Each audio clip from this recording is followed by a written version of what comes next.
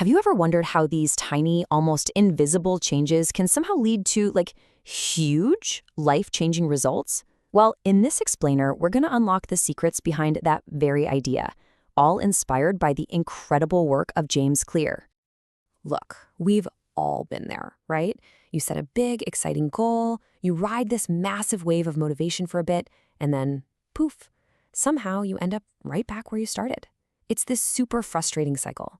But what if the problem isn't actually you? What if I told you that building better habits has almost nothing to do with being some kind of willpower hero? What if it's really all about intelligent design? Yeah, that's the core idea we're going to unpack today. And for the perfect example of this, we've got to talk about the story of British cycling. For nearly 100 years, these guys were the absolute definition of mediocre.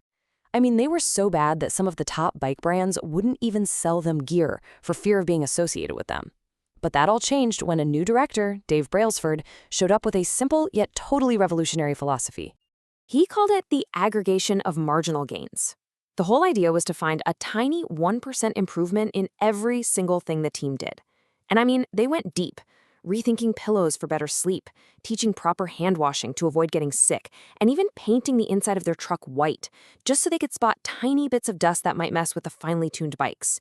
These were tiny, almost invisible changes, you know? So what was the results of all these crazy little tweaks? Well, within just 5 years, British cycling was dominating the 2008 Olympics, and then they went on to win 5 Tour de France titles.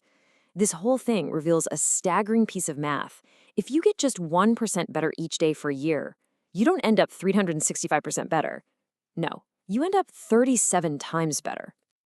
And that right there, that's the magic of compounding. Your habits are basically the compound interest of self-improvement. Just like with money, the effects of your habits multiply over time. A small positive trajectory leads to an absolutely incredible result. But a small negative one, well, as you can see, it leads you dangerously close to zero. Okay, this brings us to our first really big mindset shift. We're totally obsessed with setting goals, but here's the thing. Goals aren't what actually make you successful. Just think about it for a second. Winners and losers, they often have the exact same goals. I mean, every single athlete at the Olympics wants to win a gold medal, right? The real difference maker isn't the goal, it's the system of daily habits that gets them there.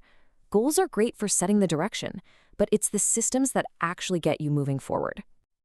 Okay, so listen up, because this next idea is probably the most important one in this whole explainer.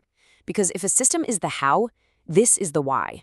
You see, true behavior change isn't about what you want to achieve, it's about who you wish to become. Just let that one sink in for a second. The goal isn't to run a marathon. The goal is to become a runner. When your habits are actually a part of your identity, you're not chasing an outcome anymore. You're just being who you are. The motivation just comes from within. It's like this. Every single time you choose to go to the gym, you're casting a vote that says, yep, I'm a healthy person. Every time you sit down and write one page, you're casting a vote for, I'm a writer. These small habits, they're like little pieces of evidence that build up your self-image and prove your new identity to yourself. Okay, so that all sounds great, right? But how do we actually build these identity-shaping habits in the real world? Well, it all comes down to a really simple but incredibly powerful 4-step framework. The blueprint for building a good habit has 4 simple laws. First, you've got to make it obvious, so it's basically impossible to forget. Second, make it attractive, so you actually want to do it. Third, make it easy, which is all about removing friction. And finally, make it satisfying, so you get a little reward for doing it. And hey, if you want to break a bad habit, you just flip these laws upside down. It's a simple little guide for engineering your own behavior.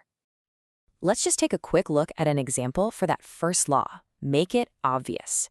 There's this awesome technique called habit stacking. Instead of trying to find a new time and place for a habit, you just link it or stack it on top of one you already have. So for example, after I pour my morning coffee, I will meditate for 1 minute. See? The old habit becomes the perfect trigger for the new one. All right, now for a final pro tip. And honestly, this might be the single most powerful tactic of the bunch. It's this idea that our environment is like the invisible hand that shapes pretty much everything we do. So let me ask you, what do you think is the single most powerful tool for self-control? You'd probably say willpower, right? Or maybe discipline. But the research tells a much more surprising story. Well, check this out. There was this really powerful study on Vietnam War veterans. In Vietnam, where they were surrounded by constant stress and triggers, about 20% of soldiers got addicted to heroin. But here's the wild part. When they flew home to a completely different environment, 95% of them just quit. For comparison, the typical relapse rate for heroin users is 90%. The takeaway is just crystal clear. The change in environment was way more powerful than the addiction itself. So what does this all mean? It means that real self-control isn't about winning some heroic battle inside your head. It's about avoiding the battle in the first place by designing a better environment. The most disciplined people out there, they aren't somehow stronger than the rest of us. They've just structured their lives so they don't have to use willpower nearly as often. And honestly, this one quote just perfectly wraps up everything we've been talking about. Your success isn't determined by how big your dreams are, but by how solid your daily habits are. Your systems, they're your safety net. And that's where we'll leave it. I just want you to think about this one last thing.